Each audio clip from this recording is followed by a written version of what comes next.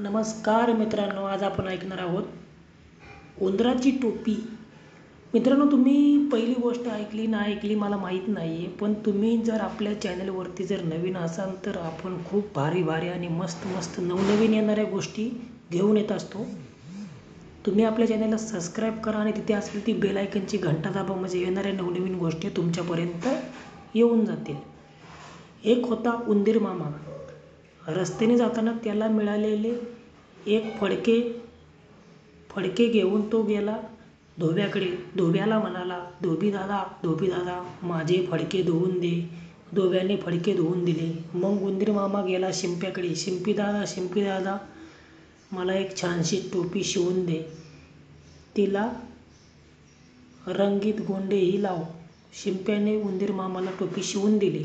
उंदीर मामाने टोपी डोक्यावर घातली. एक ढोलकी घेतले.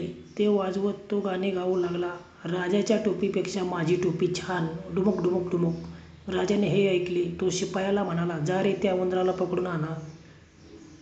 शिपायांनी उंदीर मामाला पकडले, दरबारात आणले. त्याची टोपी काढून राजाकडे दिली. मग उंदीर मामा म्हणाला, राजा भिकारी, माझी टोपी घेतली, डुमुक डुमुक डुमुक.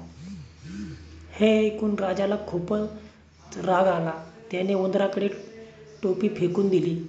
उंदीर मामाने टोपी पुन्हा डोक्यावर घातली व तो गाणे गाऊ लागला, राजा मला भ्याला, माझी टोपी दिली, डुमुक डुमुक डुमुक.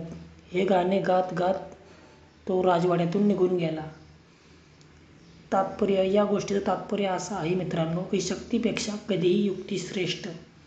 आणि मित्रांनो, जर तुम्ही आपल्या चॅनलवरती नवीन असताल तर आपल्या चॅनलला प्लीज सबस्क्राईब करा आणि तिथे असेल ते बेल आयकनची घंटा दाबा, म्हणजे येणाऱ्या नवनवीन गोष्टी लहान मुलांसाठी मी घेऊन येत असतो.